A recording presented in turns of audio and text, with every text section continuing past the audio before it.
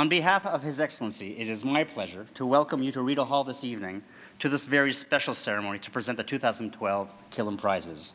Débutons cette cérémonie toute spéciale en invitant Son Excellence, le Gouverneur général du Canada, à nous adresser la parole. Ladies and gentlemen, I would like to invite His Excellency, the Governor General of Canada, to speak. Madame Jean et Monsieur Lafont, parliamentarians, recipients, ladies and gentlemen, I'm so pleased to welcome you to Rideau Hall, the home of the people of Canada, for this very special celebration. Pour les chercheurs, les prix Killam comptent parmi les distinctions les plus prestigieuses au monde. Dorothy and Isaac Walton Killam strongly believed in the importance of knowledge in our society, and they also understood the value of recognizing and supporting the work of our leading scholars and researchers. Nous sommes ici ce soir pour rendre hommage à ceux qui consacrent leur vie à la recherche de la vérité et de la compréhension à la promotion de l'esprit de découverte au Canada. These awards were established in 1965. Since that time, the importance of knowledge in our world has only grown. Non seulement est-il plus important que jamais d'acquérir des connaissances, mais il est aussi crucial de comprendre les répercussions de nos découvertes et d'appliquer les leçons apprises. To quote the late Jane Jacobs, modern life has raised the ante of knowledge required in everything from science to democratic participation.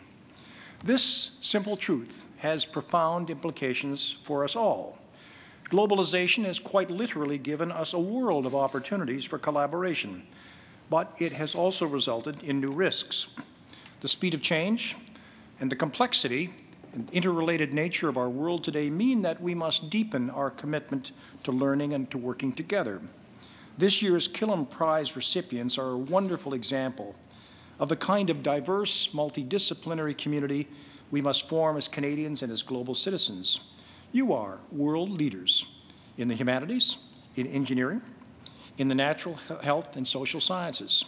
Ensemble, vous travaillez à certains des défis les plus pressants de l'humanité. En même temps, vous relevez les plus passionnantes possibilités. It's difficult for me to overstate my admiration for your achievements. Having spent the bulk of my life and career in academia prior to my installation as Governor General, I appreciate the incredibly hard work, the creativity, the dedication that are necessary to reach your level of excellence. Ces distinctions soulignent le travail de toute une vie et vous encouragent à poursuivre vos recherches et à fouiller les univers inconnus. Il m'est temps de suivre vos progrès. I also want to take this opportunity to call upon each of you to strive for new and innovative ways to share your results, not only with other researchers, but with the general public as well. What can each of you do to make the languages of hermeneutics, algorithms, superconductors, molecular science, and micro and macro economics more broadly accessible to everyone? I ask for one simple reason. The vitality of our democracy depends upon the existence of a well-informed public. En tant que Canadiens, nous devons nous efforcer de faire de nouvelles découvertes et surtout d'en comprendre la signification puis d'en discuter. Pour ce faire, nous comptons sur vous, nos experts, nos enseignants. Each of you is part of a grand human collaboration that has, over the past several centuries, led to an explosion of knowledge. I want to thank and congratulate you for your remarkable contributions to our shared understanding and to wish you the very best in your future endeavors. It's an honor to present you with the Killam Prizes. Merci.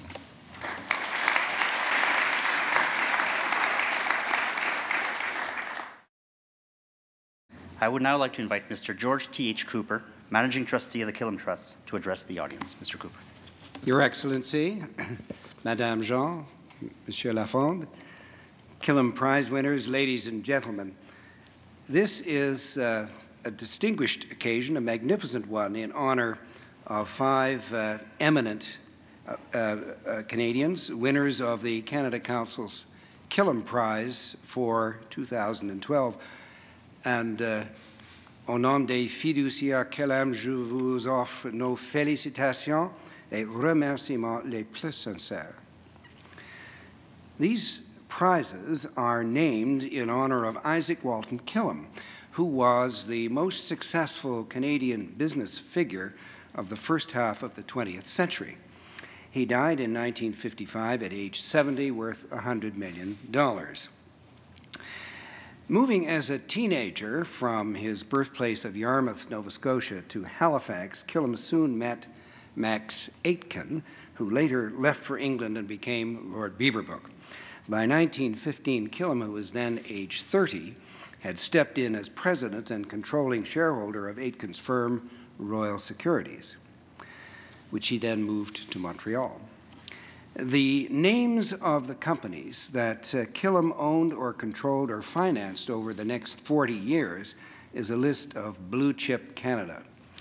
In Quebec, Montreal Engineering, Abitibi Price, Alcan Aluminum, and much of what is now Hydro-Quebec.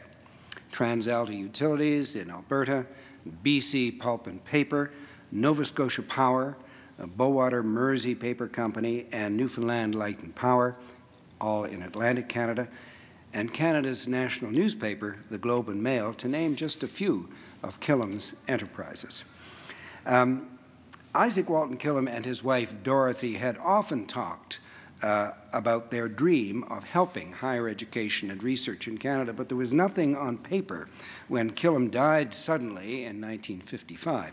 Half of his estate, $50 million, went for estate duties, and the government of the day used the windfall along with a like amount from the estate of Sir James Dunn, another Maritimes-based financier, to found the Canada Council. By the time Dorothy died, 10 years later in 1965, she'd brought the fortune back up to the $100 million mark, and in her will, she left almost all of this to 5 Canadian universities and the Canada Council.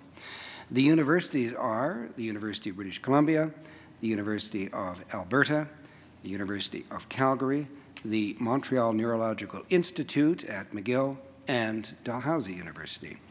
And their Killam gifts went mostly for scholarships at the graduate and postgraduate levels at those universities. The Canada Council's gifts are over and above the $50 million in estate duties I spoke about earlier, and they fund both Killam Research Fellowships there and also the Killam Prizes, which we celebrate tonight. The trustees are most grateful to the Council for the careful stewardship of these gifts and of the Killam Prize selection process, which they do under a special arrangement which is separate from the Council's public mandate in the arts. The market value of the Killam Trust today stands close to $400 million, a little over twice the size of the Rhodes Trust in England, and in the same ballpark as the Nobel Foundation in Sweden. This was the Killam vision as stated in Mrs. Killam's will. My purpose in establishing the Killam Trusts is to help in the building of Canada's future by encouraging advanced study. Thereby, I hope in some measure to increase the scientific and scholastic attainments of Canadians, to develop and expand the work of Canadian universities, and to promote sympathetic understanding between Canadians and the peoples of other countries. To date, there have been nearly 7,000 Killam Awards across Canada, including over 100 Killam Prizes for lifetime achievement in health sciences, natural sciences, engineering, social sciences, and the humanities. So tonight, we celebrate the magnificent philanthropy of Isaac Walton Killam and Dorothy Johnson Killam, but more important, we celebrate the best that our country has to offer to the world in research and scholarship. To our 5 Killam Prize winners, may I say on behalf of myself and my fellow Killam trustees, John Matthews of Toronto, and Anne McCaig of Calgary, and John Montalbano of Vancouver, may I say on all of our behalves how very grateful we are for your presence here tonight and for all that you have done. Merci infiniment pour l'honneur que vous faites au nom Killam en acceptant le prix Killam. Merci.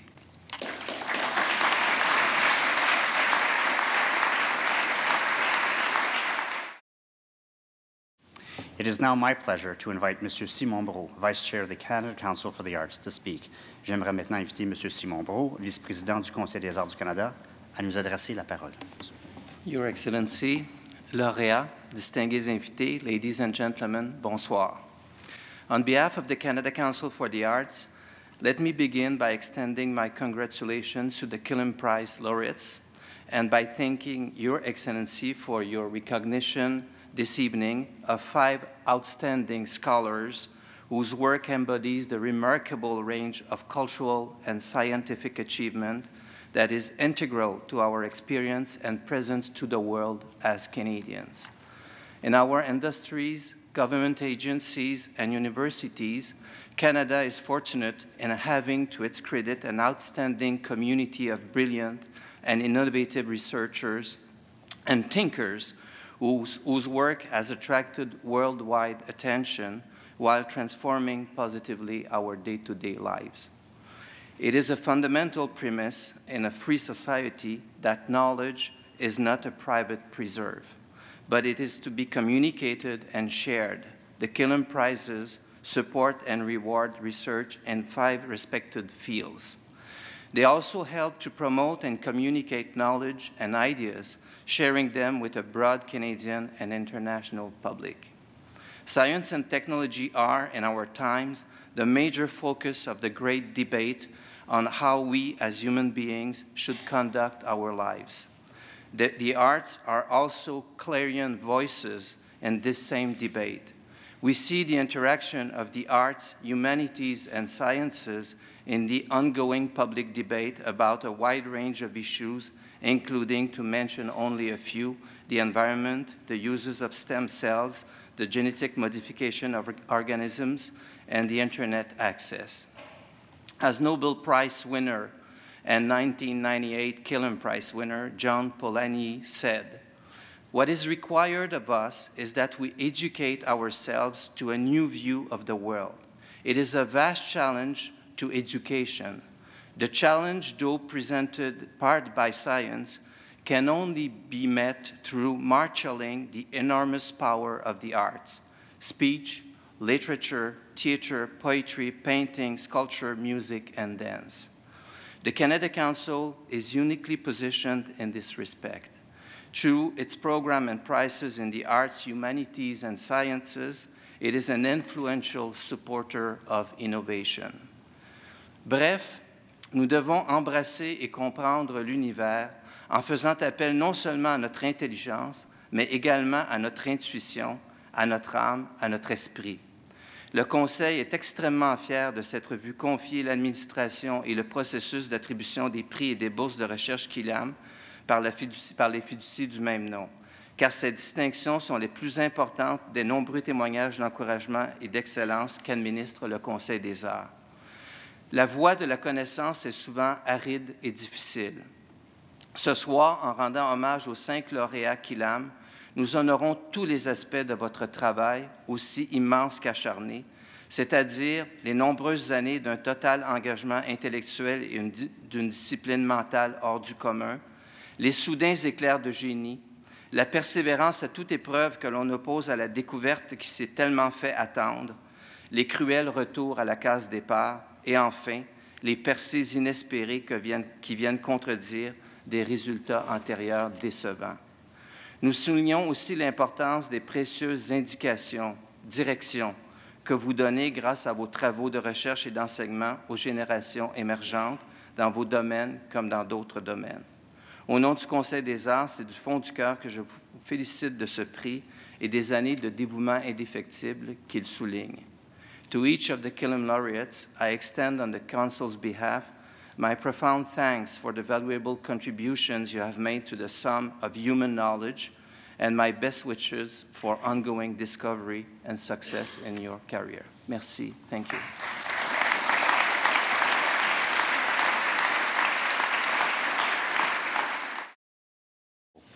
And now, the presentation of the 2012 Killam Prizes. Procédons maintenant à la présentation des prix Killam 2012. J'aimerais inviter Mme Geneviève Tanguay, vice-rectrice à la recherche, à la création et à l'innovation à l'Université de Montréal, à nous présenter le premier lauréat. Votre Excellence, chers lauréats, distingués invités, j'ai l'immense plaisir de vous présenter M. Jean Grondin.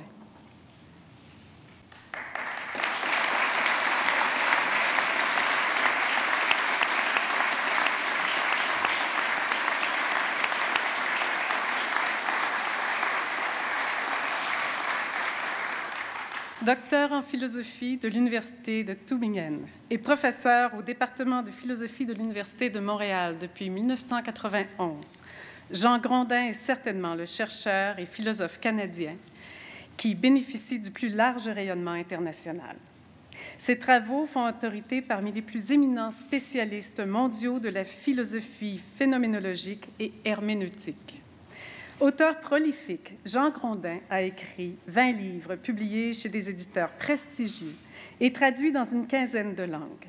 Plusieurs de ses ouvrages sont devenus des incontournables, entre autres ses écrits sur Kant, dont il est spécialiste, son introduction à la métaphysique, sa philosophie de la religion, l'universalité de l'herméneutique, son ouvrage le plus célèbre, puis son introduction à Hans-Georg Gadamer, ainsi que la biographie de ce dernier, dont il est considéré le principal continuateur, comme il est aussi de l'œuvre de Paul Ricoeur. Jean Grondin a collaboré à la réputée collection Que sais-je, en plus de rédiger de nombreux articles dans des revues philosophiques et d'être conférencier invité dans les grandes universités de la planète. Polyglotte et maîtrisant aussi bien l'anglais, l'allemand, l'espagnol et l'italien, il a lui-même traduit des ouvrages fondamentaux qui enrichissent le corpus accessible en français. La réception du prix Killam couronne la série de reconnaissances qui lui ont été conférées au fil des ans, les plus récentes étant le prix Konrad Adenauer en 2010 et en 2011 un doctorat honorifique de l'Université nationale de Santiago del Estero et le prix Léon Guérin, soit la plus haute distinction décernée par le gouvernement du Québec à un chercheur en sciences humaines. Votre Excellence, Jean Grondin.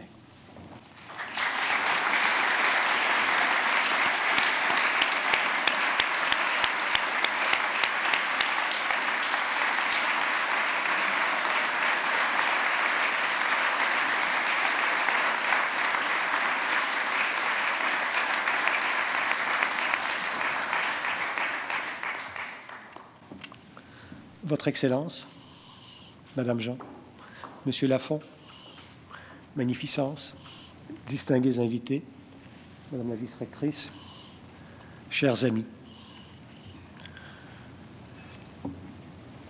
Par où commencer? Recevoir ce prix Killam est une joie immense, parce que vous êtes là pour la partager avec moi. C'est donc avec une très grande émotion que je salue ici mes proches, mes étudiants, les représentants de mon université, durement éprouvés cette année. Je salue votre présence, votre Excellence, et je vous remercie de votre accueil généreux et festif dans cette magnifique résidence. Je remercie bien sûr la Fondation Killam. Et j'aimerais dire que je la remercie enfin parce que si je suis ici ce soir, c'est que j'ai eu le très grand privilège de recevoir en 1994 une bourse Killam qui m'a permis de faire des recherches qui ont conduit à ce prix Killam. Donc je vous dis 2 fois merci. Une 3e occasion est-elle possible? Les chercheurs sont gourmands et avides. Et c'est ça qui fait avancer la science. Mon attachement à la Fondation Killam est d'autant plus intense que Isaac Killam est décédé 22 jours avant ma naissance. Et quelques jours seulement après la mort d'Albert Einstein. Alors vous devinez que toute ma vie aura été une recherche de preuves scientifiques de la réincarnation. Sans succès jusqu'à maintenant, mais je ne perds pas espoir. Je félicite les 4 lauréats scientifiques, M. Taillefer, M. Weinberg, M. Hinton et M. Worley, de leurs extraordinaires réalisations. C'est avec humilité que je représente ici la philosophie, la plus ancienne de toutes les sciences, si même on peut parler de science, la philosophie qui est l'aspiration à la sagesse, qui présuppose bien sûr qu'on ne la possède pas, mais qui cherche à intégrer tous les savoirs dans la quête générale de sens de l'existence humaine. On nous a demandé de présenter brièvement nos disciplines. C'est toujours un peu risqué. Dans le bel article du Globe and Mail consacré au prix Killam, on a dit que mes disciplines, l'herméneutique et la métaphysique, avaient quelque chose d'un peu ésotérique. Ce n'est pas faux. C'est toujours vrai de la science, du moins pour l'observateur externe. J'expliquerai donc très brièvement, télégraphiquement, ce qu'elles sont. L'herméneutique, c'est l'art de l'interprétation. Elle nous explique pourquoi nous sommes des êtres qui ont besoin d'interprétation et qui interprètent toujours leur monde. La métaphysique, elle, nous aide à comprendre ce que nous comprenons quand nous interprétons. Et ce que nous comprenons, c'est le sens des choses. L'herméneutique et la métaphysique nous aident ainsi à redécouvrir que nous vivons malgré tout dans un monde sensé, malgré le non-sens environnant dont nous nous plaignons si souvent, mais qui confirme à sa manière l'évidence première du sens.